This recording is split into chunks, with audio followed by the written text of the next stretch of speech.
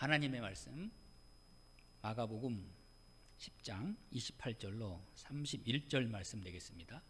하나님의 말씀 마가복음 10장 28절로 31절 말씀 되겠습니다. 봉독하겠습니다. 베드로가 여짜와 이르되 보소서 우리가 모든 것을 버리고 주를 따랐나이다. 예수께서 이르시되 내가 진실로 너희에게 이르노니 나와 복음을 위하여 집이나 형제나 자매나 어머니나 아버지나 자식이나 전토를 벌인 자는 현세에 있어 집과 형제와 자매와 어머니와 자식과 전토를 100배나 받되 박해를 겸하여 받고 내세에 영생을 받지 못할 자가 없느니라. 그러나 먼저 된 자로서 나중되고 나중된 자로서 먼저 될 자가 많으니라. 아멘. 오늘 본문에 베드로를 보면은 베드로는 한번 마음이 움직이기 시작하면 그의 성격상 입을 다물고 가만히 있을 수 있는 사람이 아닙니다. 베드로는 지금 젊은 청년이 예수님께 나와서 어떻게 하면 영생을 얻을 수 있습니까? 하고 물었을 때 예수님 말씀하시기를 나를 따르라. 이 청년은 예수님의 말씀을 전적으로 의지하고 따라야 되는데 오히려 거부하고 예수님의 초대에 응하지 않았습니다. 베드로는 이 젊은 율법사가 떠나는 것을 보고서 이렇게 이 젊은 율법사는 실제로 자신의 재물 때문에 자신의 소유 때문에 영생으로 향하는 문을 닫아버리고 많은 것을 눈으로 직접 보고 예수님께 묻습니다.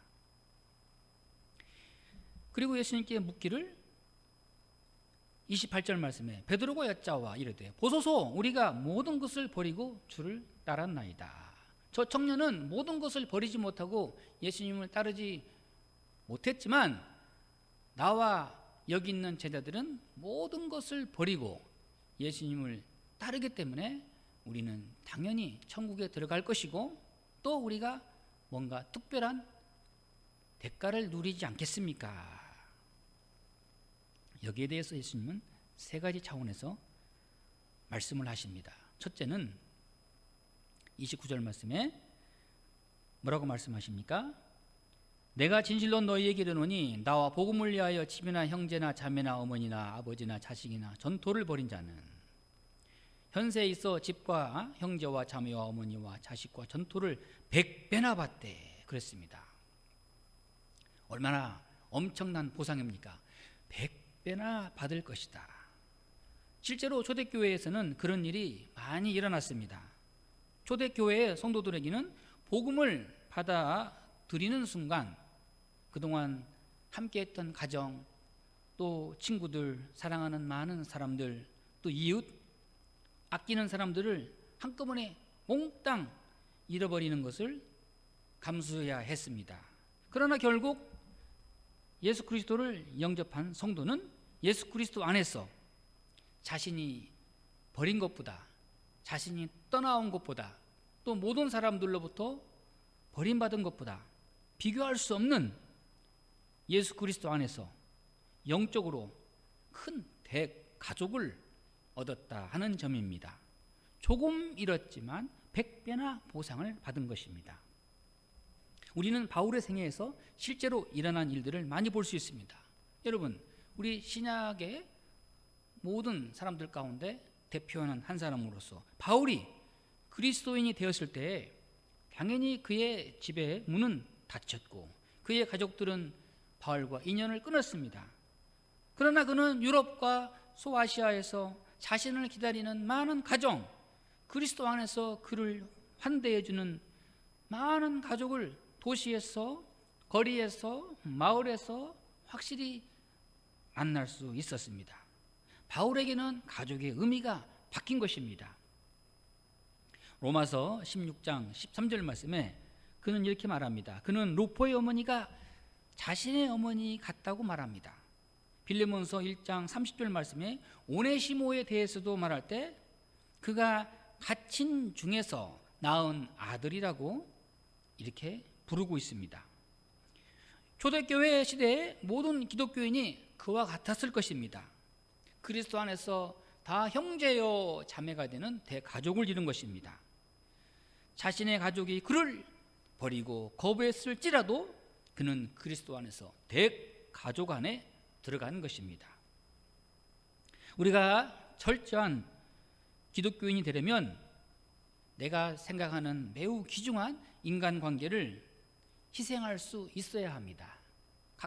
기꺼이 포기할 수 있어야 합니다. 미련 없이 끊을 수 있어야 합니다. 그러나 그렇게 한다면 그러한 사람은 하늘과 땅보다 더 넓은 가족과 형제의 대가족 안에 들어가는 것입니다. 이것이 바로 100배나 보상을 받을 것이다. 놀라운 축복의 말씀이죠. 이에 대해서 예수님은 두 가지 사항을 더 첨가하십니다. 첫째는 핍박을 겸하여 받을 것이다. 이 말은 즉시 보상을 받는다는 생각을 버리게 만들어버리고 물질에 대한 그러한 기대를 버리게 만들고 오히려 핍박을 겸하여 받는다. 예수님 이렇게 말씀하십니다. 이 말씀의 의미는 우리 예수님은 결코 쉽고 편한 길을 보장하지 않는다 하는 말씀입니다. 그렇습니다. 진정한 기독교인이 된다는 것에는 큰 핍박과 희생을 감수하는 것입니다. 다음으로 예수님께서 사람들을 자신을 따르게 하고 자신을 복종케 하는 데 있어서 결코 예수님은 뇌물을 사용하지 않았다, 미끼를 던지지 않았다 하는 것입니다. 그럼 무엇을요? 예수님께서는 신앙의 도전을 사용하신 것입니다. 즉 확실히 보상을 받을 것이지만 그만큼 핍박을 겸하여 받을 것이고 더 나아가서 모험을 감수해야 하고 믿음으로 용감했다는 것을 보여주어야 한다는 말씀입니다. 둘째는 하나님의 보상은 결코 이 세상에 한정되어 있다는 것이 아니다 하는 말씀입니다. 우리가 어떤 물건을 살 때 좋은 것이 있으면 한정 판매 그러잖아요. 숫자가 제한되어 있다는 말씀이죠. 그러나 하나님의 나라는 무한대이다. 왜냐하면 영원한 나라이기 때문에 영원한 축복을 얻을 사람들을 예수님은 초청하시고 또 그렇게 약속하십니다. 세 번째는 그런 후에 예수님께서는 주의해야 할 경고의 말씀을 첨가하셨습니다. 오늘 말씀에 31절 말씀, 그러나 먼저 된 자로서 나중되고 나중된 자로서 먼저 될 자가 많으니라. 이 말씀은 사실은 베드로에게 대한 경고의 말씀입니다. 그렇습니다. 지금까지 베드로는 자신에게 돌아올 대가를 따져보고 계산해보고 또 생각해 보았을 것입니다. 그러나 예수님께서 말씀하신 것은 그런 것이 아닙니다. 심판의 최종적 기준은 자기의 열심과 자기의 헌신만이 아니라 하나님의 손에 있다. 그날에 가서 내 자신의 평가와 기대와는 전혀 다른, 마치 먼저 출발했지만은 나중에 꼴찌로 도착하는 사람이 있고 나중에 출발했지만 1등으로 먼저 도착할 자가 많다는 말씀입니다. 심판의 주체는 하나님이시다 하는 말씀입니다. 내가 어떤 고난을 감수했든지 희생을 감수했든지 내가 기준이 되고 평가의 주체가 되는 것이 아니라 우리 하나님만이 그 모든 중심과 과정을 공평하게 판단하실 것이다 하는 말씀입니다. 얼마나 값지고 귀한 말씀입니까? 어쩌면 그날에 가서 하늘의 심판이 이 지상의 모든 평판을 뒤집어 엎을 수 있다는 경고의 말씀입니다. 어쩌면 그날에 가서 역전승이 우리를 기다리고 있다는 소망의 말씀입니다. 그러므로 우리는 낙심하지 말고 끝까지 하나님만 바라보고 완주해야 할 것입니다. 그때까지 우리는 아무것도 자랑하지 말고 교만하지도 말고 낙심하지도 말고 판단하지도 말고 오직 하나님께 맡겨야 합니다. 고린도전서 4장 5절 말씀에 그러므로 때가 이르기 전 곧 주께서 오시기까지 아무것도 판단하지 말라. 그가 어두움에 감추인 것들을 드러내고 마음의 뜻을 나타내시리니 그때 각 사람에게 하나님으로부터 칭찬이 있으리라. 그날에 가서 역전승하는 그날에 가서 가장 앞서가는, 그날에 가서 가장 먼저 도착하는 그러한 복이 우리 모두에게 있기를 바랍니다. 기도하겠습니다.